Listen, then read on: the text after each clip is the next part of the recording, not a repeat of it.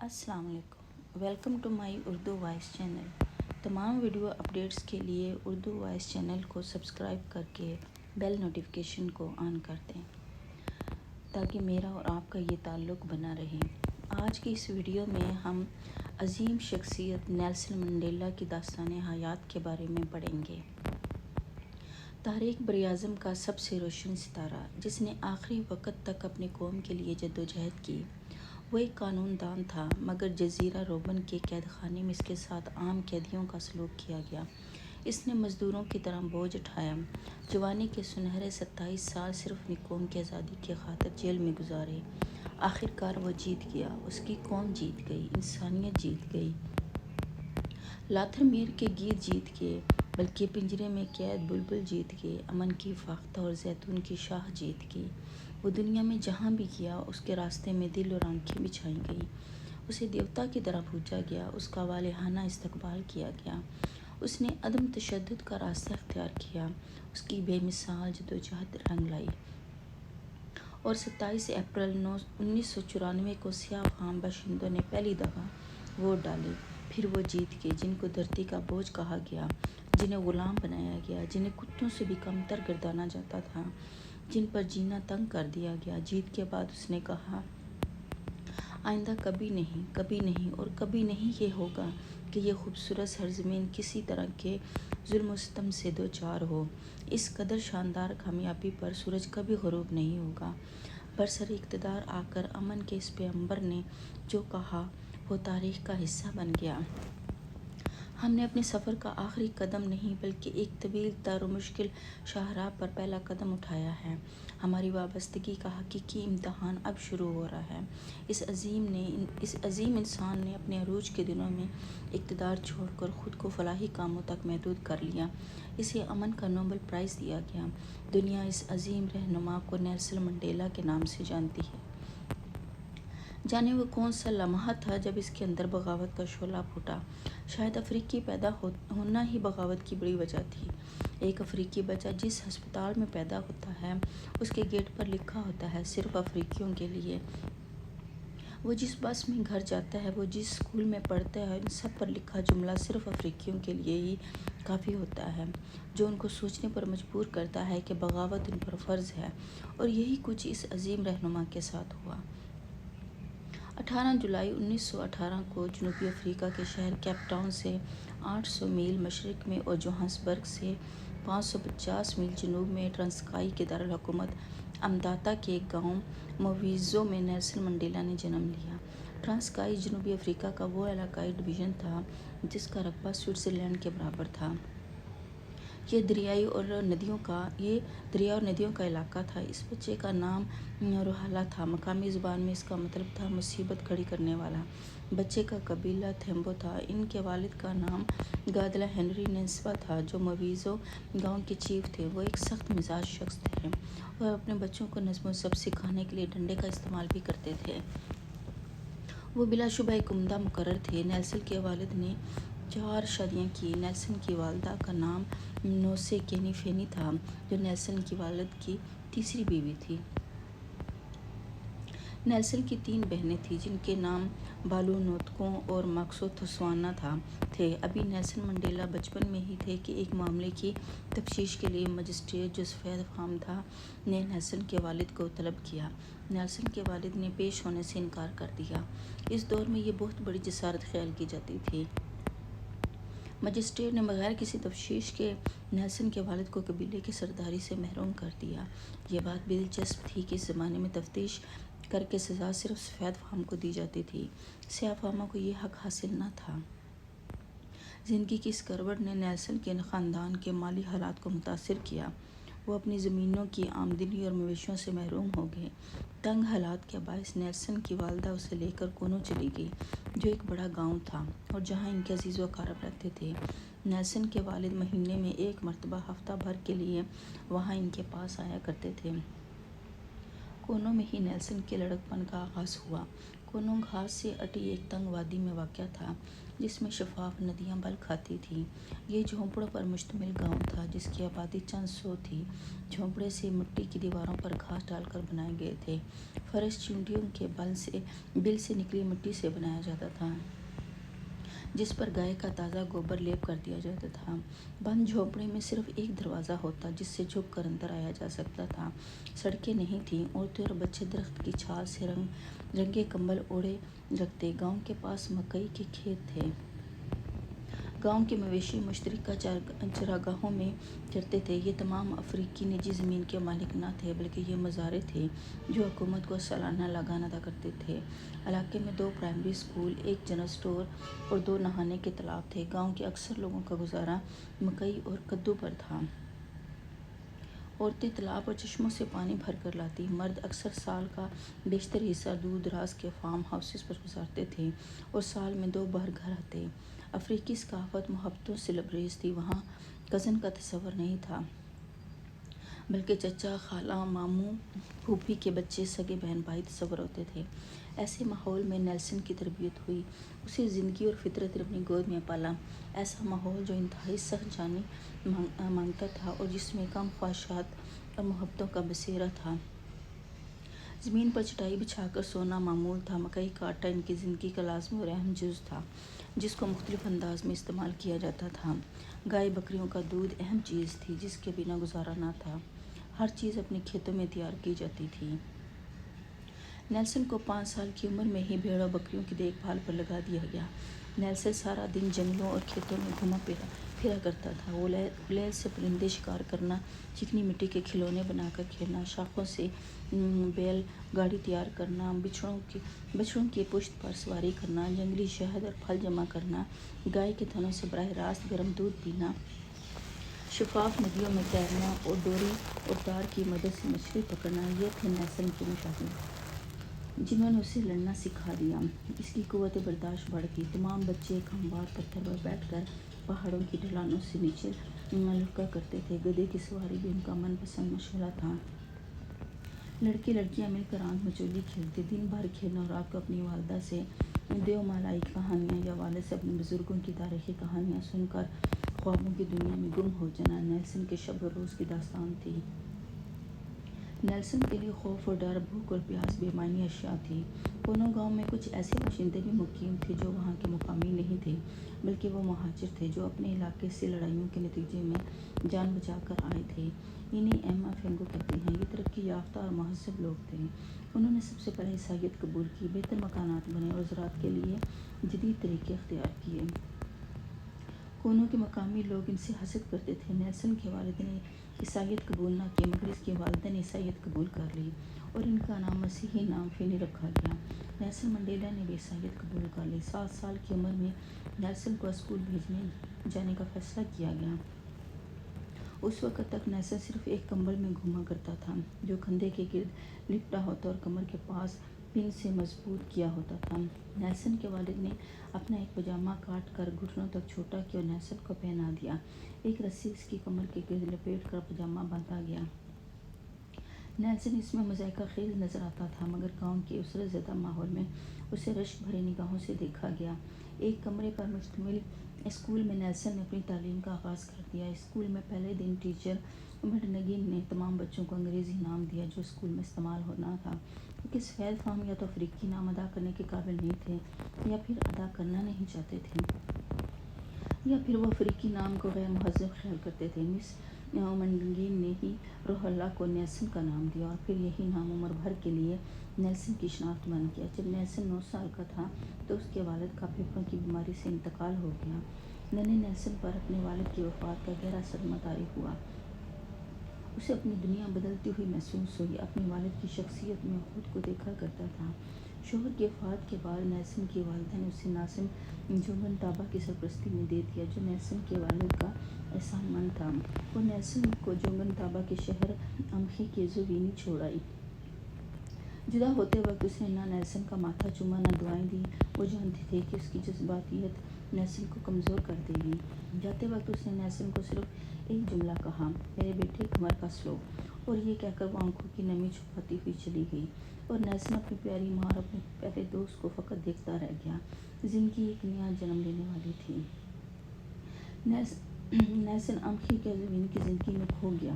یہاں زندگی قدرے آسان تھی، یہ ایک ترقی یافتہ شہر تھا، لوگ مغربی لباس پہنتے تھے، اسے کونوں کی فضائیں اور اپنی والدہ یاد آتے تھے، مگر وہ نئی دنیا میں خود کو مگن کر لیتا۔ یہاں بھی وہ ایک کمرے کے اسکول جانے لگا جو محل کے قریب تھا۔ وہاں وہ تاریخ، حوصہ زبان اور انگریزی پڑھتا اور کالی سلیٹ پر اپنے سبق لکھتا۔ اس کی دوستی ناظم کے بیٹے جسٹس اوریٹیو نومافو سے ہوگی۔ اسے ناظم کے بچوں کی سی عزت ملتی، انہی جیسی غذا اور لباس دیا جاتا۔ ناظم اور اس کی بیوی نے نیلسن کو اپنے بچوں کی طرح پالا۔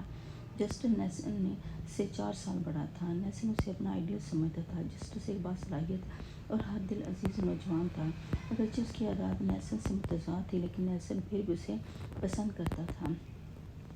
ناظم اور اس کی بیوی نیلسن کو ایک کامیاب اور اچھا انسان بنانے کی کوشش کر رہے تھے۔ اس کی غلطیوں پر اسے ٹوکتے اور اسے مذہب سے قریب کرنے کے لیے اس پر سختی بھی کی جاتی۔ نیلسن ہر اتوار ناظم کے ساتھ چرچ جاتا، غرض یہ کہ نیلسن کی تلاش خاص جاری تھی۔ نیلسن کے اندر آزادی کا پہلا شعلہ کب بھڑکا، کب اسے احساس ہوا کہ وہ غلام ہے، اس کے بارے میں حتمی کچھ بھی نہیں کہا جا سکتا۔ البتہ ایک تقریب میں قبیلے کے چیف کے میلک گلی کی تقریر شاید اس کے اندر اچ بس گئی، مگر چپ کا بکل مار کے کہیں اندر کنڈلی مار کے بیٹھ گئی۔ چیف کے بیٹے نے کہا، ہم سارے جنوبی افریقی ایک مفتوح قوم ہیں، ہم اپنے ہی ملک میں غلام ہیں، ہم اپنی ہی سرزمین پر مزارع ہیں، ہمارے پاس کوئی قوت نہیں، کوئی طاقت نہیں، اپنی ہی جنم بھومی میں ہمیں اپنی ہی قسمت پر کوئی اختیار نہیں۔ میں جانتا ہوں کہ خدا حاضر ناظر ہے اور کبھی نہیں سوتا، لیکن مجھے شک ہے کہ خدا اونگ رہا ہے، نعوذ باللہ۔ اگر یہی معاملہ ہے تو جتنا جلد میں مر جاؤں بہتر ہے، کیونکہ پھر میں اس سے مل سکتا ہوں اور اسے جھنجھوڑ کر بتا سکتا ہوں کہ زوحوسا قوم کے پھول مر رہے ہیں۔ چیف کی باتوں پر جوش میں آنے کی بجائے اس وقت نیلسن نے دل میں چیف سے ناراضی محسوس کی۔ اس کے خیال میں سفید عوام ان کے محسن ہیں اور چیف ناشکرا اور بے خبر ہے۔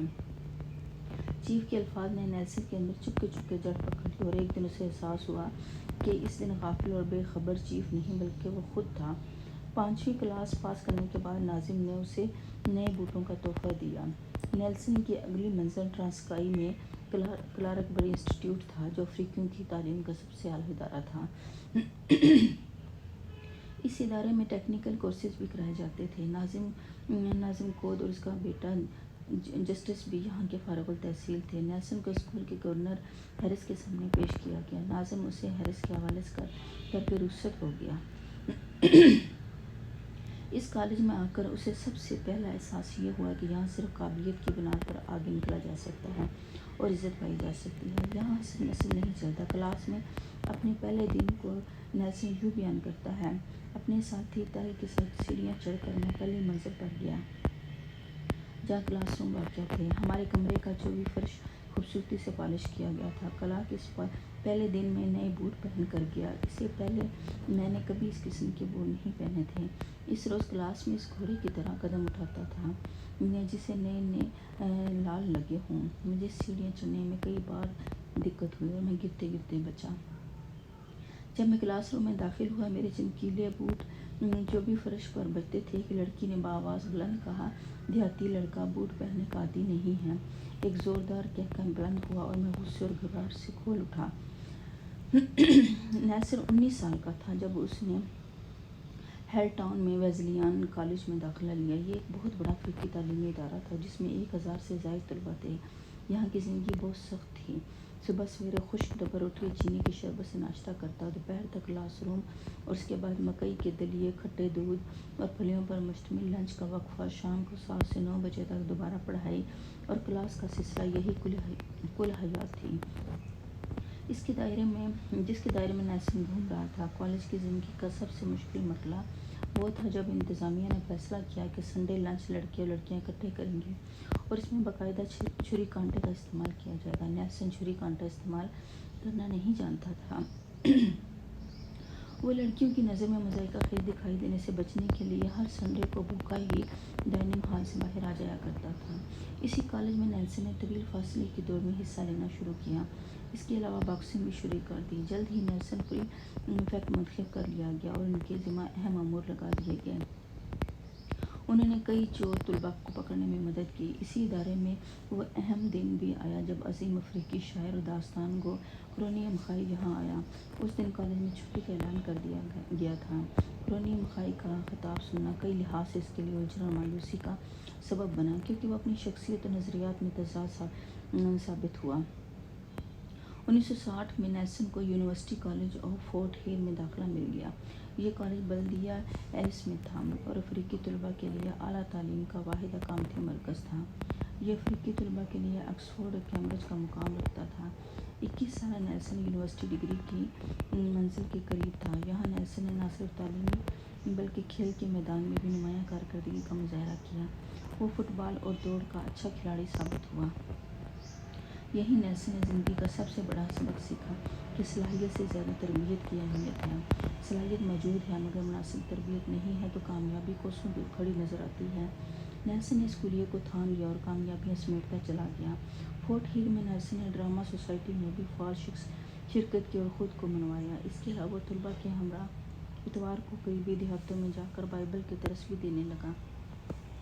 یہ وہ دور تھا جب کوئی افریقی کسی سفید فام کے ہوٹل میں داخل نہیں ہو سکتا تھا۔ غلامی کی زنجیریں بدن کی رگ رگ کو جکڑے ہوئے تھیں۔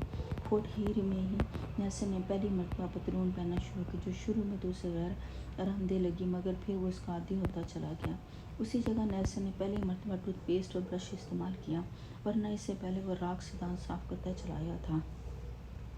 باقاعدہ واش روم میں شاور سے نہانے کا پہلا اتفاق یونیورسٹی لائف میں ہی ہوا۔ ان دنوں دوسری جنگ عظیم جاری تھی اور نیلسن برطانیہ کا حامی تھا۔ نیلسن کی زندگی جاری تھی، وقت اور زمانہ اس کی تربیت کر رہا تھا اور یہی اس کے بڑے استاد تھے۔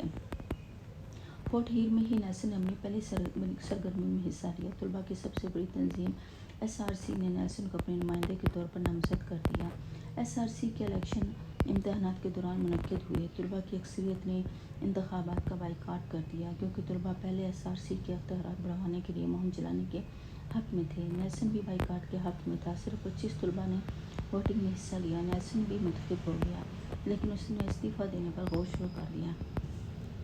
باہمی مشاورت سے نئے منتخب کردہ 6 اراکین نے اپنے استعفے انتظامیہ کو پیش کر دیے، جو منظور کر لیے گئے اور نئے الیکشن اگلے روز ڈنر کے بعد کروانے کا اعلان کر دیا گیا۔ نئے الیکشن میں بھی وہی 6 اراکین منتخب ہو گئے جنہوں نے استعفے دیے تھے، جن میں نیلسن بھی شامل تھا۔ نیلسن نے دوسری مرتبہ بھی استعفیٰ دے دیا مگر اس کے بقیہ 5 ساتھیوں نے استعفیٰ نہ دیا۔ نیلسن کا اصولی موقف یہ تھا کہ ہمیں تمام طلباء نے ووٹ نہیں دیا بلکہ صرف 25 طلباء نے ووٹنگ میں حصہ لیا ہے، لہٰذا ہم متفقہ منتخب کہلوانے کا حق نہیں رکھتے، اس لیے ہمیں سیٹ چھوڑ دینی چاہیے۔ اصولوں کی اس جنگ میں نیلسن تنہا رہ گیا۔ اگلے روز پرنسپل کے سامنے نیلسن کی پیشی ہوئی اور استعفیٰ واپس لینے کا کہا گیا۔ بصورت دیگر اسے کالج سے نکال دینے کی دھمکی دی گئی۔ اسے 1 رات کی مہلت دی گئی۔ وہ رات انتہائی بھاری گزری۔ اگلے روز دوبارہ اسے پرنسپل آفس طلب کیا گیا تو نیلسن اپنے اصولی موقف پر اڑا ہوا تھا۔ اس نے فیصلہ اپنی ضمیر کی روشنی میں کیا تھا۔ پرنسپل نے گرمیوں کی تعطیلات کے بعد اس کے کالج آنے کو اس شرط سے مشروط کر دیا گیا کہ اسے یہ عہدہ قبول ہو تو تعطیلات کے بعد خزاں سیمسٹر میں کالج کے دروازے کھلے ہیں، ورنہ وہ آنے کی زحمت نہ کرے۔ زندگی نئی کشمکش اختیار کر رہی تھی۔ آخری کیزونی پہنچنے پر ناظم کی طرف سے ایک نیا حکم شاہی اس کا منتظر تھا۔ نیلسن کی شادی ہو رہی تھی۔ اس کے لیے لڑکی کا انتخاب بھی کیا جا چکا تھا اور دلہن کی قیمت بھی ادا کی جا چکی تھی، جسے مقامی زبان میں لوبالا کہتے تھے۔ نیلسن کی بیوی کے لیے مقامی پادری کی بیٹی کو چنا گیا تھا۔ یہ ایک اعلیٰ خاندان تھا۔ نیلسن دل و جان سے شادی کے لیے تیار ہو گیا مگر اسے شبہ تھا کہ اس کی ہونے والی بیوی کسی اور کو چاہتی ہے۔ نیلسن نے شادی کو رکوانے کے لیے دل و جان کا زور لگایا مگر ناظم ماننے کو تیار نہ تھا، لہٰذا نیلسن نے اپنے دوست جسٹس کے ساتھ جوہانسبرگ بھاگنے کا منصوبہ بنایا۔ چند کپڑے جمع پونجی ایک سوٹ کیس میں ٹھونس کر ناظم کے قصبے سے باہر جانے کا انتظار کیا جانے لگا۔ یہ موقع اس وقت ملا جب ناظم ایک صبح قانون ساز اسمبلی کے اجلاس میں شرکت کے لیے بنگا روانہ ہو گیا۔ جب نیلسن اور جسٹس فرار ہو رہے تھے تو عین اسی لمحے ناظم واپس آ گیا اور انہیں دوڑ کر مکئی کے گٹھوں میں چھپنا پڑا۔ ناظم کے جانے کے بعد انہوں نے اپنا سفر شروع کیا۔ رقم کا انتظام وہ ناظم کے 2 بیل بیچ کر پہلے ہی کر چکے تھے۔ ایک ٹیکسی کرائے پر لے کر وہ ریلوے اسٹیشن پہنچے جہاں سے جوہانسبرگ کی ٹرین ملنا تھی۔ وہاں جا کر ان پر انکشاف ہوا کہ ناظم پہلے ہی اسٹیشن ماسٹر کو ان کے حلیے بتا کر جوہانسبرگ کی ٹکٹ دینے سے منع کر چکا تھا۔ وہ ٹیکسی کے ذریعے 50 میل دور اگلے اسٹیشن پر پہنچے جہاں سے وہ کوئنس ٹاؤن کی ٹرین پکڑنے میں کامیاب ہوئے۔ 1940 کا عشرہ افریقیوں کے لیے سفر کے لحاظ سے مشکل دور تھا۔ ہر افریقی کو اپنے ساتھ ایک پاس رکھنا پڑتا تھا جو کسی بھی پولیس میونسپل ملازم کو دکھانا پڑ جاتا تھا۔ اس کے پاس میں اس کی تمام تفصیلات درج ہوتی تھی۔ اس کے علاوہ پول ٹیکس کی ادائیگی کی تفصیل بھی درج ہوتی تھی۔ یہ وہ ٹیکس تھا جو صرف افریقیوں پر لاگو تھا۔ اس کے علاوہ ان کو اپنے ضلع سے باہر جانے کے لیے بھی اجازت نامہ درکار ہوتا تھا۔ نیلسن اور جسٹس کے پاس نہ تو اجازت نامہ تھا اور نہ ہی مقامی پاس تھا۔ ان کا منصوبہ کوئنس ٹاؤن تک کاغذات تیار کروانے کا تھا جہاں ناظم کا بھائی امپونڈو رہائش پذیر تھا جو نیلسن سے بہت محبت کرتا تھا۔ نیلسن نے اسے اصل بات تو نہ بتائی بلکہ یہی کہا کہ وہ ناظم کے کام سے جا رہے ہیں۔ چیف امپونڈو انہیں مجسٹریٹ کے پاس لے گیا جس نے انہیں کاغذات تو بنا دیے مگر ساتھ ہی تصدیق کے لیے امتاتا کے چیف مجسٹریٹ کو فون کر دیا جہاں ناظم خود بھی موجود تھا۔ اس طرح ان کا بھانڈا پھوٹ گیا اور مجسٹریٹ نے بے عزت کر کے ان کو بھگا دیا۔ ان کے مسئلے کا حل کچھ یہ نکلا کہ ایک سفید فام بڑھیا اپنی گاڑی پر جو جوہانسبرگ جا رہی تھی وہ 15 پاؤنڈ کے بدلے ان کو ساتھ لے جانے پر تیار ہوگی۔ اس طرح دونوں دوست جوہانسبرگ پہنچ گئے۔ جوہانسبرگ سونے کی کان کا سب سے بڑا مرکز بازو کشادہ کی ان کا منتظر تھا۔ وہ شہر جس میں روشنیاں رقص کرتی تھیں وہ جو ہمیشہ سے نیلسن کا خواب رہا تھا۔ جوہانسبرگ پہنچ کر نیلسن کو ایک سفارش کے باعث سونے کی کان میں پولیس مین لگا دیا گیا۔ اس کا کام ڈیوٹی کے اوقات میں مزدوروں کے کاغذات چیک کرنا تھا۔ دن اچھے گزر رہے تھے لیکن ایک دن وہ ایک دوست کے سامنے شیخی مار بیٹھا کہ کس طرح انہوں نے ناظم کو چکمہ دیا اور اس دوست نے ان کا بھانڈا پھوڑ دیا۔ ان کے پاس کوئی اجازت نامہ تو تھا نہیں، اس وجہ سے انتظامیہ کو کہا انہیں کان کی نوکری سے فارغ کر دیا گیا۔ اب نیلسن اور اس کا دوست جسٹ ادھر بدر ہو چکے تھے۔ آخرکار نیلسن کو ایک قانونی فرم میں کلرک کی نوکری مل گئی اور اس نے ساسا یونیورسٹی آف ساؤتھ افریقہ سے بھی بی اے کرنا بھی جاری رکھا۔ فرم کا مالک سائڈرز کائی ایک ہمدرد اور نیک انسان تھا۔ وہ ساتھ ساتھ نیلسن کی قانونی تربیت بھی کر رہا تھا۔ قانونی معاملات میں نیلسن کو ساتھ رکھا جاتا اور اکثر کام اس کے ہاتھ سے ہی کروائے جاتے تاکہ اس کی اچھی ٹریننگ ہو سکے۔ مالی مشکلات ابھی بھی نیلسن کے سر پر اپنے پر پھیلائے رکھتے تھے۔ بس کا کرایہ بچانے کے لیے وہ صبح شام 6 میل پیدل چلتا۔ کئی دن چند لقمے خوراک کے سوا کچھ نہ ملتا۔ اکثر بھوک اپنے پنجے پھیلائے رکھتی۔ مسٹر سائڈرز کائی نے اسے اپنا ایک پرانا سوٹ دے دیا جو رفو کروانے کے بعد نیلسن 5 سال تک روزانہ پہنتا رہا۔ آخر میں سوٹ تو نظر نہ آتا البتہ پیون ہی پیون نظر آنے لگے۔ زندگی اس طرح چڑھائی کا سفر طے کر رہی تھی، لڑکھڑاتی اور گرتی پڑتی۔ یہیں نیلسن کو ایلن نامیہ اسکول ٹیچر سے محبت ہوگی۔ وہ ایک ساتھ نظر آنے لگے۔ نیلسن کے جاننے والوں نے یہ محض اس وجہ سے اس ناک بھون چڑھائی کہ وہ لڑکی نسواں شانگان کے قبیلے سے تھی جو کمتر سمجھا جاتا تھا۔ نیلسن کے جاننے والے اسے کئی زوہاسا قبیلے کی لڑکی سے تعلقات کا مشورہ دیتے تھے جو ایک اعلیٰ قبیلہ شمار کیا جاتا تھا۔ ایلن نیلسن کے لیے امید اور حوصلے کا ذریعہ تھی۔ اس میں بیک وقت ایک ماں، ایک نگہبان اور ایک رومانی دوست کے روپ پوشیدہ تھے لیکن چند ماہ بعد ایلن خود ہی پیچھے ہٹ گئی جس کا نیلسن کو بہت افسوس ہوا۔ زندگی اپنی ڈھب سے چلی جا رہی تھی۔ ناظم کی اچانک وفات کی اطلاع نیلسن کے لیے زندگی کا ایک غمناک واقعہ تھا۔ کتنی جلدی وقت نے کروٹ بدل لی تھی کہ مناظر پر نظر نہ ٹھہرتی تھی۔ 1942 میں نیلسن نے بی اے کر لیا۔ یہ ایک اہم کامیابی تھی۔ قانونی فرم میں جہاں سائڈرز کائی علم کی اہمیت پر زور دیتے تھے، اسے تمام مسائل کا حل سمجھتے تھے، وہیں گادر جیسا فرد بھی موجود تھا جو مسائل کا حل افریقن نیشنل کانگریس میں شمولیت کو سمجھتا تھا۔ وہ نیلسن کو سمجھاتا رہتا کہ آزادی کے لیے تعلیم کی بجائے عملی اقدامات زیادہ ضروری ہیں۔ گاؤں کے اندر آزادی کی تڑپ تھی اور یہی اس کی زندگی کا اولین مقصد تھا۔ یوں لگتا تھا کہ وہ انقلاب کے سوا کسی چیز کا نہیں سوچتا۔ نیلسن نے افریقی نیشنل کانگریس کے اجلاس میں شرکت شروع کر دی۔ شروع میں وہ صرف مشاہدے کی غرض سے شرکت کا ارادہ رکھتا تھا۔ زیر بحث معاملات کو سمجھنا اور کارکنوں کی سرگرمی دیکھنا اس کا مقصد تھا۔ اس دوران وہ ایک موقع ایسا آیا کہ نیلسن محض خاموش تماشائی بن کر نہ رہ سکا۔ بسوں کے کرائے 4 پنس سے 5 پنس کر دینے کے خلاف مارچ کیا گیا جس میں نیلسن نے بھی حصہ لیا، وہ تحریک کا حصہ بن چکا تھا۔ یہ ہڑتال کامیاب رہی، بسیں خالی دوڑتی رہیں اور ہر کا کرایہ دوبارہ 4 پنس کر دیا گیا۔ مسٹر سائیڈ اینڈ اسکائی نیلسن کو سیاست میں آنے سے منع کرتے تھے اور صرف ایک اچھا قانون دان بننے کو کہتے تھے۔ تم اپنے معقل کھو بیٹھو گے، تم دیوالیہ ہو جاؤ گے، تمہارا خاندان ٹوٹ پھوٹ جائے گا اور تمہارا خاتمہ جیل ہوگا، یہ حشر ہوگا اگر تم سیاست میں پڑ گئے تو۔ مسٹر سائیڈل کے الفاظ اس کا پیچھا کرتے تھے۔ نیلسن نے قانون کی تعلیم کے لیے یونیورسٹی آف وٹواسرانڈ میں داخلہ لے لیا، جس کا مختصر نام رٹس تھا۔ لا فیکلٹی میں وہ واحد سیاہ فام طالب علم تھا۔ اسی یونیورسٹی میں اسے احساس ہوا کہ سفید فام انہیں انسان نہیں سمجھتے۔ نیلسن نے کئی بار تعصب بھرا سلوک ہوا۔ اس کے کئی سفید فام کلاس فیلوز کے پاس بیٹھنا پسند نہیں کرتے تھے۔ سفید فام افریقیوں کو کافر کہتے تھے کیونکہ وہ عیسائی نہیں تھے۔ نیلسن کے ایک لا پروفیسر برملا کہتے تھے کہ افریقی قانون پڑھنے کے لیے پیدا نہیں کیے گئے کیونکہ وہ نظم و ضبط کے پابند نہیں ہیں۔ نیلسن نے چاروں طرف نگاہ دوڑائی تو اسے احساس ہوا کہ کالوں کو انسان نہیں سمجھا جاتا۔ ان کی آبادیاں الگ، ہسپتال الگ، اسکول بہت کم، وہ بھی الگ، سفر کے لیے گاڑیاں الگ، پاس نہ ہوتے تو ایک لمحے میں جیل کا عذاب، راہ چلتے ذلیل کرنا آسان۔ یہ کوئی غیبی اشارہ نہیں تھا، نہ ہی الہام تھا جو نیلسن پر وارد ہوا، بلکہ یہ تو چاروں طرف بکھرا سچ تھا جس نے اس کے اندر تلخی بھر دی۔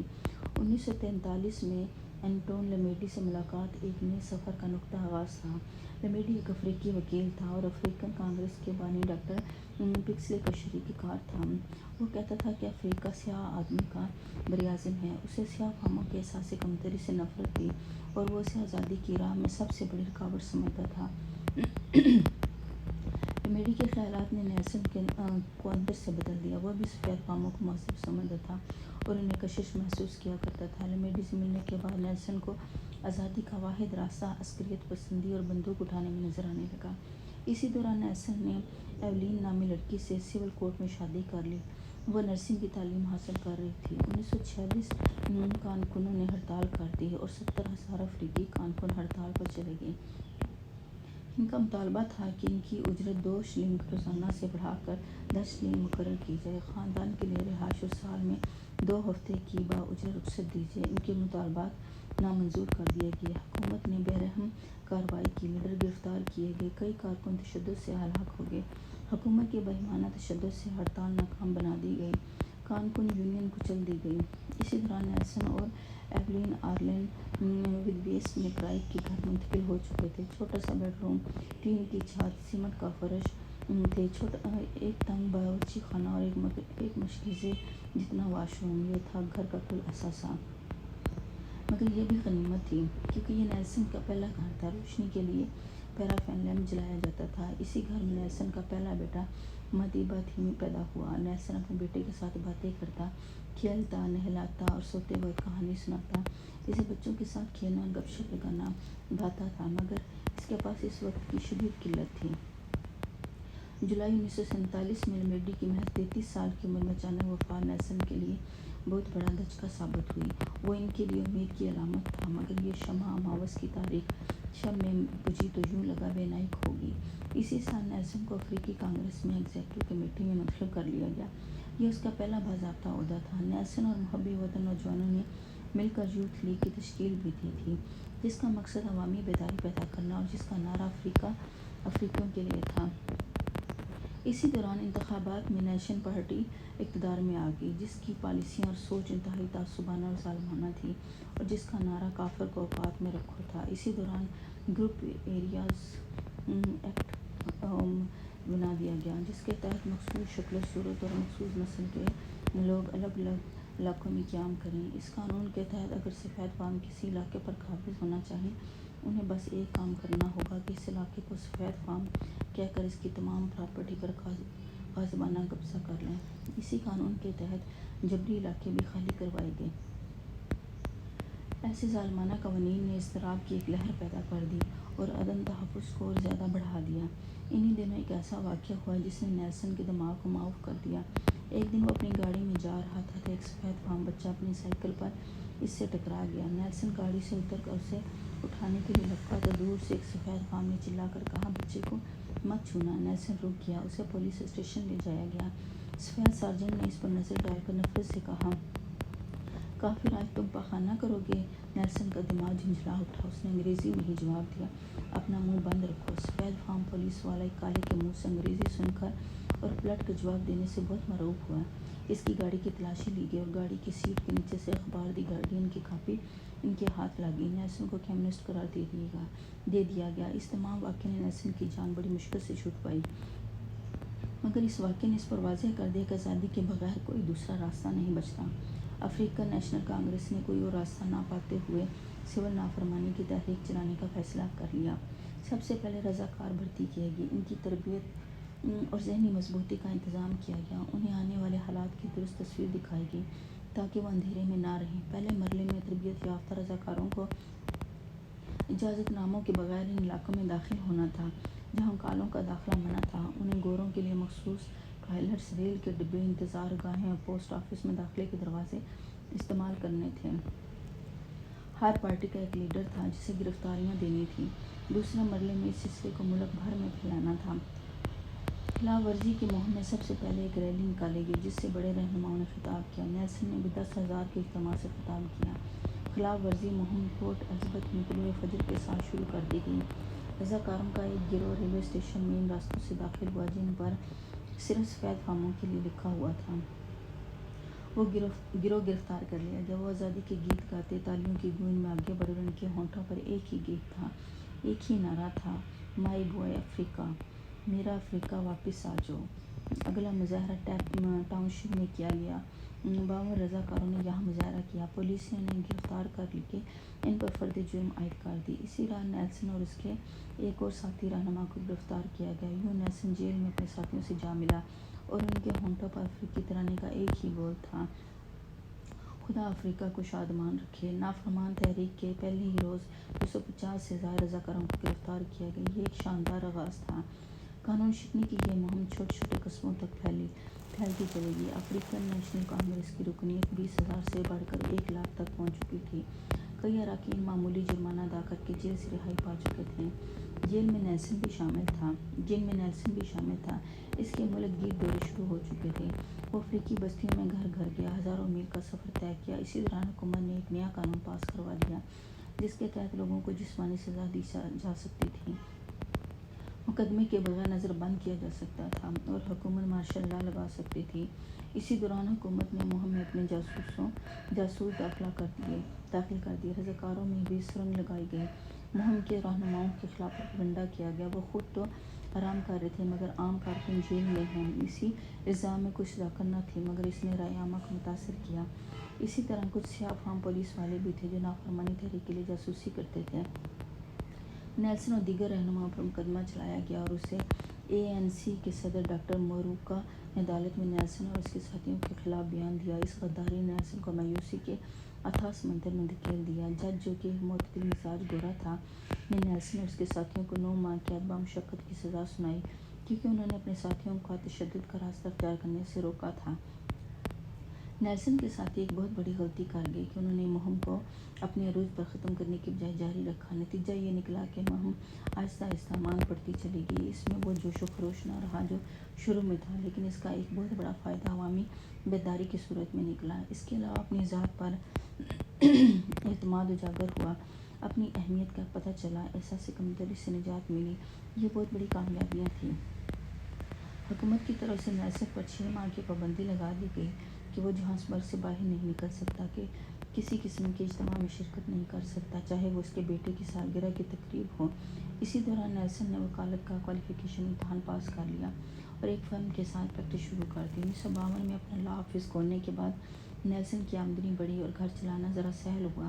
بعض عدالتوں میں کالے وکلاء سے احترام کا سلوک کیا جاتا، لیکن کچھ عدالتوں میں ان کی توہین بھی کی جاتی تھی۔ ان کے سرکاری وکیل یا مجسٹریٹ بننے پر پابندی تھی۔ اکثر ایسا ہوتا کہ سفید فام گواہ ایک کالے اٹارنی کے ساتھ سوالوں کے جواب دینے سے انکار کر دیتے تھے۔ ایک کیس کے شروع میں مجسٹریٹ نے نیلسن سے اس کا سرٹیفکیٹ مانگا۔ نیلسن نے درخواست کی کہ آپ کیس سنیں، میں سرٹیفکیٹ بعد میں پیش کر دوں گا، مگر مجسٹریٹ نے اسے کورٹ سے باہر نکلوا دیا۔ یہ عدالتی پریکٹس کی خلاف ورزی تھی۔ معاملہ سپریم کورٹ تک جا پہنچا۔ آخرکار فیصلہ نیلسن کے حق میں ہوا۔ جج کو تبدیل کر دیا گیا۔ غرض زندگی انہی انتہاؤں میں گزر رہی تھی۔ ایک صبح نیلسن کے گھر کا دروازہ کھٹکھٹایا گیا۔ یہ سیکورٹی کے اہلکار تھے جن کے پاس گھر کی تلاشی کا وارنٹ تھا۔ گھر سے تو کوئی ممنوع شے نہیں ملی، مگر نیلسن کو بغاوت کے جرم میں گرفتار کیا گیا، اسے جوہانسبرگ جیل میں ڈال دیا گیا۔ بعد میں پتہ چلا کہ یہ پکڑ دکڑ ملک گیر پیمانے پر ہوئی ہے۔ نیلسن کے ساتھیوں کو بھی اسی کے ساتھ جیل میں ڈال دیا گیا۔ کانگریس کے تمام بڑے بڑے لیڈر غداری اور حکومت کا تختہ الٹنے کی سازش میں گرفتار کر لیے گئے تھے۔ اگلے دن 144 افراد کو عدالت میں پیش کر کے فرد جرم عائد کر دی گئی۔ انہیں قلعہ نما جوہانسبرگ جیل میں دیوار کے ساتھ کپڑے اتروا کر 1 گھنٹے تک کھڑا کر دیا گیا۔ سرد ہوا کے نیزے ان کے جسم میں پیوست ہو رہے تھے۔ بعد میں انہیں جیل منتقل کر دیا گیا۔ ہر کسی کو 3 پتلے کمبل اور گھاس پھوس کی چٹائی دی گئی۔ ہر کوٹھڑی میں ایک لیٹرین تھی جو بنا کسی آڑ کے تھی۔ کہا جاتا ہے کہ کسی بھی قوم کو اس وقت تک نہیں جانا جا سکتا جب تک اس کی جیل میں جانے کا تجربہ نہ ہو۔ ایک قوم کو اس سے نہیں پرکھا جاتا کہ وہ اپنے اعلیٰ شہریوں کے ساتھ کیا سلوک کرتی ہے، بلکہ دیکھا یہ جاتا ہے کہ وہ اپنے ادنیٰ شہریوں کے ساتھ کیا برتاؤ کرتی ہے۔ جنوبی افریقہ کی گورا حکومت جیلوں میں بند افریقیوں سے جانوروں کا سا سلوک کرتی تھی۔ پورے جنوبی افریقہ میں احتجاجی جلوس نکالے جا رہے تھے، بلکہ دنیا بھر میں اس بات پر احتجاج ہو رہا تھا کہ ہفتے بعد ان سب کی فوجی عدالت میں پیش ہوئی۔ حامیوں کا ایک ہجوم سڑکوں پر جمع تھا جو ٹریفک بلاک کر رہا تھا۔ وہ نعرے لگا رہے تھے جس کا جواب حریت پسند قیدی گاڑیوں کے اندر سے دے رہے تھے۔ جیل کی گاڑیاں فاتحانہ جلوس کے انداز میں رینگتی عدالت کی جانب رواں تھیں۔ ایک وسیع و عریض پنجرے میں بینچ رکھ کر قیدی بٹھا دیے گئے اور ان کے حامیوں نے صفائی کے وکلاء کی پوری ٹیم تیار کی ہوئی تھی جس نے ان کے ساتھ جانوروں والے سلوک پر احتجاج کیا۔ چنانچہ ان کو پنجرے سے نکال دیا گیا۔ ان پر فرد جرم عائد کی گئی جو پڑھ کر سنائی گئی۔ بحث و جرح کے بعد ان کو ضمانت پر رہا کر دیا گیا۔ ہر ہفتے عدالت میں پیش ہونا لازم قرار دیا گیا۔ ANC اور اپنے مقصد حیات سے وابستگی نے نیلسن کی گھریلو زندگی کو بہت متاثر کیا۔ ایولین اس پر زور دیتی تھی کہ وہ اپنی قانونی پریکٹس پر توجہ دے اور ہم داتا واپس چلیں۔ نیلسن اسے سمجھاتا تھا کہ اب جوہانسبرگ ہی ہمارا گھر ہے، اور اس بات پر ان کی تکرار ہو جاتی۔ ان کی گھریلو زندگی کا بندھن کمزور پڑ رہا تھا۔ ایولین میں یہ سب کچھ قبول نہیں کر پا رہی تھی۔ نقطۂ نظر کا فرق ان کو دور کر رہا تھا۔ ان کے علاوہ بچوں کی تربیت پر بھی ان کا جھگڑا ہو جاتا تھا۔ ایولین انہیں مذہبی جبکہ نیلسن سیاسی بنانا چاہتا تھا۔ اس کے علاوہ ایولین کے نزدیک سب سے بڑھ کر اس کے اپنے خاندان والے تھے۔ وہ چاہتی تھی کہ نیلسن دنیا میں اس کے گھر والوں کے علاوہ کسی اور سے اخلاص نہ رکھے۔ اس میں بہت خوبیاں تھیں، مگر فاصلے اتنے بڑے کہ ان کی شادی ٹوٹ گئی۔ یہ ایک تکلیف دہ دن تھا۔ بچے بکھر گئے، لیکن نیلسن کے لیے اس کی قوم کی آزادی ہر شے پر مقدم تھی۔ زندگی ہر زخم کا مداوا ہوتی ہے۔ اسی دوران اس کی ملاقات وینی سے ہوئی جو ایک قانونی مشاورت کے لیے اس کے پاس آئی تھی۔ ان کی ملاقاتیں بڑھتی چلی گئیں۔ اسے سیاست سے بھی دلچسپی تھی۔ نیلسن نے اسے اس راستے کے نشیب و فراز بتائے جس پر وہ چل رہا تھا۔ بغاوت کا مقدمہ دوسرے سال میں داخل ہو چکا تھا اور جاری تھا۔ آخرکار 14 جون 1958 کو ان کی شادی ہوگی، جس کے لیے اسے جوہانسبرگ سے باہر جانے کی 6 روز اجازت ملی۔ اس کی بیوی نے بھی آزادی کی جدوجہد میں حصہ لینا شروع کر دیا تھا۔ اس نے ویمنز لیگ کی آئرلینڈ برانچ کی شمولیت اختیار کر لی تھی۔ اسی دوران سیاسی منظرنامے پر ایک بڑی تبدیلی پان افریقنسٹ کانگریس یعنی PAC کی تشکیل تھی۔ یہ نئی پارٹی ANC کی صلح جو سوچ کے خلاف تھی۔ اس کے علاوہ وہ کانگریس پر غیر افریقیوں کے تسلط کے بھی خلاف تھی۔ نیلسن کو PAC کے نظریات سے اختلاف تھا۔ PAC کا بننا آزادی تحریک کے لیے تباہ کن ثابت ہوا۔ عوام کو سمجھ نہیں آ سکی کہ کون درست ہے اور کون غلط۔ جب ANC ہڑتال کال کرتی تو PAC لوگوں کو کام پر جانے کی ہدایت کرتی۔ اسی دوران PAC نے بغیر پاس کے کام پر جانے اور ہڑتال کرنے کی کال دی۔ اس نئی تنظیم کا زیادہ اثر رسوخ شارلٹویل میں تھا، جو جوہانسبرگ سے 35 میل دور ایک قصبہ تھا۔ وہاں مظاہرین پر پولیس نے براہ راست فائرنگ کر دی، حتیٰ کہ بھاگتے ہوئے لوگوں پر بھی فائرنگ کی۔ ذرا سی دیر میں 69 بے گناہ معصوم افریقیوں کی لاشیں سڑک پر پڑی تھیں۔ ان میں سے اکثریت کی پشت پر گولیاں لگی تھیں۔ ہجوم پر 700 سے زائد گولیاں چلائی گئیں۔ 400 سے زائد افراد زخمی تھے۔ اگلے روز دنیا بھر کے اخبارات نے اس درندگی کی خبر شائع کی۔ پوری دنیا سے احتجاجی مراسلات کا تانتا بن گیا۔ پہلی بار سلامتی کونسل نے جنوبی افریقہ کے معاملات میں مداخلت کی اور حکومت کو وارننگ دی اور معاملات درست کرنے کا کہا۔ اس بہیمانہ قتل کو شارلٹویل قتل کے نام سے یاد کیا جاتا ہے۔ 30 مارچ 1960 کو نیلسن کو دوبارہ گرفتار کر لیا گیا۔ اس بار اس کی منزل ایک تنگ و تاریک کوٹھری تھی جس میں اجابت کے لیے سوراخ تھا۔ نہ تو کمبل دیے گئے، نہ خوراک، نہ چٹائیاں، نہ ٹوائلٹ پیپر۔ یہ نئی قید 5 ماہ جاری تھی جس کے بعد انہیں رہا کر دیا گیا۔ 29 مارچ 1961 کو انہیں بغاوت کے مقدمے سے بھی بری کر دیا گیا۔ یہ ایک منصفانہ فیصلہ تھا۔ 4 سال کی کارروائی کے بعد بھی حکومت ناکام رہی اور جیت سچ کی ہوئی۔ اس مقدمے میں تینوں ججوں نے تعصب سے بالاتر ہو کر فیصلہ دیا تھا۔ اس دن کے بعد سے حکومت نے اپنے مقرر کردہ ججوں پر بھروسہ کرنا چھوڑ دیا۔ ANPC نے اپنی پالیسی تبدیل کر دی کیونکہ ان کی اب تک کی پرامن جدوجہد کا کوئی فائدہ نہیں ہوا تھا۔ الزبتھ کے فیکٹری مزدوروں کے ساتھ اس نے ملاقات کی۔ نیلسن زیر زمین چلا گیا۔ وہ دن بھر اپنے خفیہ ٹھکانوں پر چھپا راتوں رات کو سفر کرتا۔ وہ اکثر ڈرائیور یا مالک کا روپ بدلے رکھتا تھا۔ نہ وہ حجامت کرواتا، نہ ہی بال کٹواتا۔ اس کی گرفتاری کے وارنٹ جاری ہو چکے تھے اور پولیس کے تعاقب میں تھی۔ ملک بھر میں سڑکوں پر چیک پوسٹیں قائم کر دی گئی تھیں۔ اسے تحقیر سے کالے جنگلی کا نام دیا گیا تھا۔ نیلسن نے ملک بھر کا خفیہ دورہ کیا۔ کیپ ٹاؤن کے مسلمانوں سے لے کر نیٹال کے شوگر ورکرز اور پورٹ الزبتھ کے فیکٹری مزدوروں کے ساتھ اس نے ملاقاتیں کی اور مختلف خبرات کو فون کر کے اپنی کامیابی کی داستان سناتا جو اگلے روز اخبارات کے پہلے صفحوں پر شائع ہوتی۔ کئی بار نیلسن بار بار بچا۔ BAC ابھی تک کانگریس کے اقدامات کو سبوتاژ کر رہی تھی۔ کانگریس کے اجلاس میں مسلم ونگ کے بنانے کے لیے تیاریاں شروع کر دی گئیں۔ جنگلی بھینسے کے وار کو خالی ہاتھوں نہیں روکا جا سکتا، یہ نیلسن کا نیا موٹو تھا۔ حکومت نے ان کے پاس کوئی اور راستہ نہیں چھوڑا تھا۔ نئی عسکری تنظیم کا نام MK رکھا گیا اور اس کا نشان نیزہ چنا گیا۔ نیلسن اس تنظیم کا چیئرمین قرار پایا۔ اس نے گوریلا جنگ پر دستیاب لٹریچر کا مطالعہ شروع کر دیا۔ چن چن کر ایسے وفادار تلاش کیے گئے جو مسلح کارروائیوں میں ماہر تھے۔ دھماکے کرنے کے لیے انہوں نے نائٹرو گلیسرین حاصل کی جس کی وہ ریہرسل کر چکے تھے۔ ان کی پلاننگ یہ تھی کہ فوجی تنصیبات، پاور پلانٹس، ٹیلی فون لائنز، سرکاری املاک پر حملے کیے جائیں اور اس سے انہیں امید تھی کہ ایک دن حکومت لور 2 کی سٹیج پر آ جائے گی۔ پہلے مرحلے کے وہ نتائج نہ نکلے جن کی امید تھی، لہٰذا انہوں نے دوسرے مرحلے یعنی دہشت گردی اور گوریلا جنگ کے آغاز کا فیصلہ کیا۔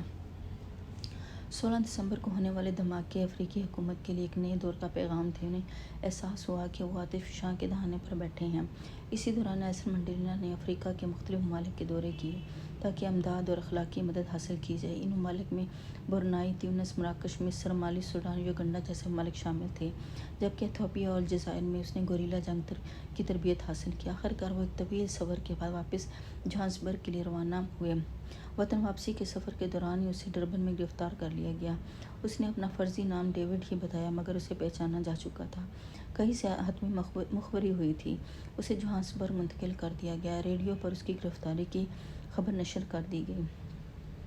اسے جیل سے فرار کروانے کے کئی منصوبے بنائے گئے جو نیلسن نے رد کر دیے۔ جب اسے عدالت میں پیش کیا گیا تو وہ چیتے کی کھال پہنے ہوئے تھا۔ ایک ہفتے بعد اسے دوبارہ عدالت پیش کیا گیا تو اس نے عدالت میں اپنا تاریخی خطاب کیا جس کے آخری الفاظ یادگار تھے: میں اس سیٹ اپ سے شدید نفرت کرتا ہوں جو میرے ارد گرد پھیلا ہوا ہے۔ اس سے مجھے یہ احساس ہوتا ہے کہ میں ایک کالا آدمی اور ایک گورے آدمی کی عدالت میں پیش ہوا ہوں۔ ایسا نہیں ہونا چاہیے۔ ایک طویل جرگہ گواہوں کے بیانات کے بعد نیلسن کو 5 سال کی سزا سنائی گئی جس میں ہڑتال پر اکسانے کی سزا 3 سال اور بغیر پاسپورٹ سفر کی سزا 2 سال تھی۔ یہ جنوبی افریقہ میں اب تک کی سب سے سخت سیاسی سزا تھی۔ بعد ازاں اسے روبن آئی لینڈ منتقل کر دیا گیا جہاں ایک طویل قید اس کی منتظر تھی۔ ڈچ زبان میں روبن سے مراد مچھلی تھا۔ اس جزیرے کے ساحل پر مچھلیاں اکثر کثرت سے ملتی تھیں، اس وجہ سے اسے یہ نام دیا گیا۔ جب نیلسن اس جزیرے پر پہنچا تو تم یہی مرد کے نعروں نے اس کا استقبال کیا۔ زندگی کا ان دیکھا موڑ اس کا انتظار کر رہا تھا۔ جیل میں منڈیلا کا نمبر 46664 تھا۔ اسے 6 فٹ چوڑی اور 9 فٹ لمبی کوٹھری میں قید کیا گیا۔ قید خانے میں وہ رات بھی آئی جب اسے کھانا نہیں دیا گیا۔ کھانے کے لیے شرط عائد کی گئی کہ نیلسن قید خانے کے سپاہی کو باس کہہ کر مخاطب کرے، لیکن نیلسن نے بھوکا سونا قبول کر لیا۔ جزیرہ روبن میں ہر طرح کی گھڑی رکھنا منع تھا، لہٰذا وقت کا اندازہ نہ ہو پاتا تھا۔ یہاں کبھی تو اس نے قیدی تنہائی کاٹی، کبھی 4 روز کے لیے کھانا بند کر دیا گیا۔ یہاں باتیں کرنا بھی جرم قرار پایا۔ اسے جیل سے فرار کروانے اور فرار ہوتے ہوئے مار دینے کا ڈرامہ بھی رچایا گیا مگر نیلسن لالچ میں نہ آیا اور فرار ہونے سے انکار کر دیا۔ کبھی وہ برہنہ تلاشی سے گزرا تو کبھی اپنی بیٹی سے 12 سال بعد مل پایا۔ کئی بار اس کی بیوی کو بھی گرفتار کیا گیا تاکہ اس کے اعصاب توڑے جا سکیں، مگر وہ نہ جھکا، نہ ٹوٹا، نہ ہارا۔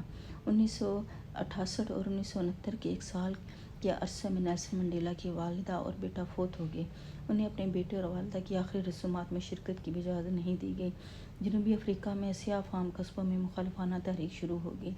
دنیا بھر میں نسل پرستی مخالف تحریک کے لیے حمایت بڑھتی جا رہی تھی اور ساتھ ہی منڈیلا کی رہائی کے لیے بھی دباؤ میں اضافہ ہو رہا تھا۔ جیل سے منڈیلا نے واضح کر دیا کہ وہ ایسے جنوبی افریقہ پر یقین رکھتے ہیں جس میں مختلف نسلوں کے لوگ مل کر رہ سکیں۔ ساتھ ہی انہوں نے سیاسی نظم و ضبط کی اہمیت پر بھی زور دیا۔ آہستہ آہستہ جنوبی افریقہ کی حکومت الگ تھلگ ہوتی چلی گئی۔ تاجروں اور بینکوں نے اس ملک کا کاروبار کرنے سے انکار کر دیا اور تبدیلی کے لیے شور بڑھنے لگا۔ 18 سال انہیں رابن آئی لینڈ کی جیل میں قید رکھنے کے بعد 1982 میں پولز مور کی جیل بھیج دیا گیا، جہاں وہ اپنی رہائی تک مقید رہے۔ نیلسن منڈیلا اور افریقن نیشنل کانگریس کے دیگر رہنماؤں کی قید کے دوران سیاہ فام نوجوان نسل نے ان کی تحریک کو زندہ رکھا۔ اس دوران سینکڑوں اسکول اور کالج کے طلباء ہلاک اور ہزاروں زخمی ہوئے۔ فروری 1990 میں نیلسن منڈیلا کو جنوبی افریقہ کی حکومت نے 27 سال بعد جیل سے رہا کر دیا۔ 1993 میں منڈیلا کو امن کے لیے نوبل انعام ملا اور اس کے 5 سال بعد نیلسن منڈیلا بھاری اکثریت سے جنوبی افریقہ کے صدر منتخب ہو گئے۔ صدر بننے کے بعد ان کے پاس 2 آپشن تھے، یہ کہ گوروں سے اپنی اور قوم کے ساتھ زیادتیوں کا بدلہ لیں یا انہیں معاف کر دیں۔ نیلسن منڈیلا نے دوسرا آپشن قبول کیا اور یوں جنوبی افریقہ کو ترقی کی راہ پر گامزن کر دیا۔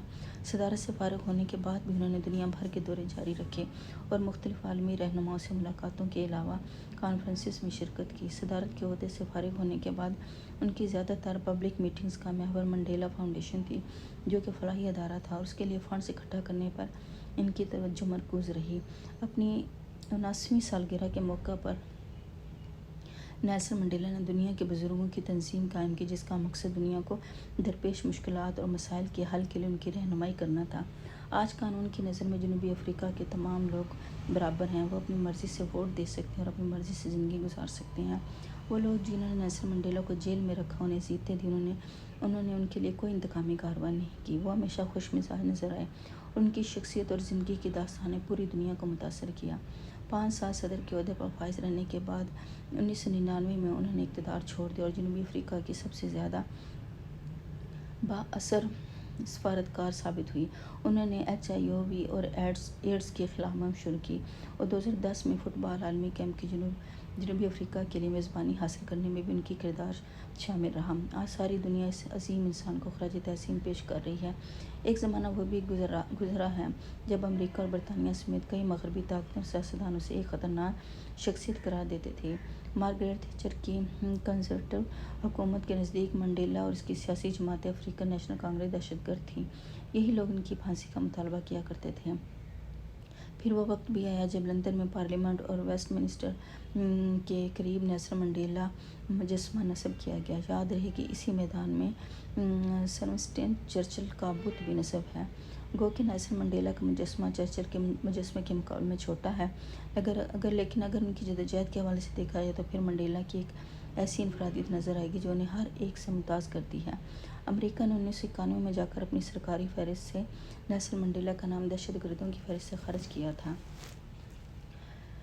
نیلسن منڈیلا کا دنیائے انسانیت پر احسان ہے، جس کا اعتراف انہیں 1993 میں نوبل پرائز کی صورت میں ملا۔ 1990 میں حکومت ہند کی بھارت رتن، حکومت پاکستان کے نشان پاکستان، ترکی کے اتاتürk پیس ایوارڈ، برطانیہ کے آرڈر آف سینٹ جان، امریکہ کے میڈل آف فریڈم، کینیڈا کے Order of Canada, Soviet Union کے آخری بار لینن پیس پرائز، لیبیا کے اولین Gaddafi International Prize for Human Rights کو عطا کر کے کیا گیا۔ نیز نومبر 2009 میں اقوام متحدہ جنرل اسمبلی میں 18 جولائی کو ان کی یوم پیدائش کے طور پر یوم منڈیلا قرار دینا اور بنی نوع انسان سے کہا کہ ان کی اس وقت 67 سالہ نسلی تعصب مخالفانہ جدوجہد کے اعتراف میں 67 منٹ خدمت خلق میں لگائے۔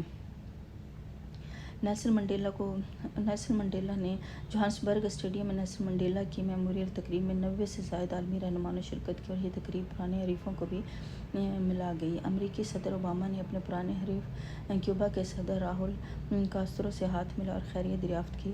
تدفین سے قبل نیلسن منڈیلا کے تابوت کو دارالحکومت پریٹوریا کی سرکاری عمارت میں 3 دن رکھا گیا تاکہ عام لوگ منڈیلا کا آخری دیدار کر سکیں۔ اسی دوران ملک بھر سے شہری اپنے ہیرو کی ایک جھلک دیکھنے کے لیے چوک در چوک آتے رہے۔ لوگوں کی بڑی تعداد کے سبب صرف 1 لاکھ افراد ہی ان کے آخری دیدار کر سکے اور بہت سے لوگ ان کے آخری دیدار سے محروم رہے۔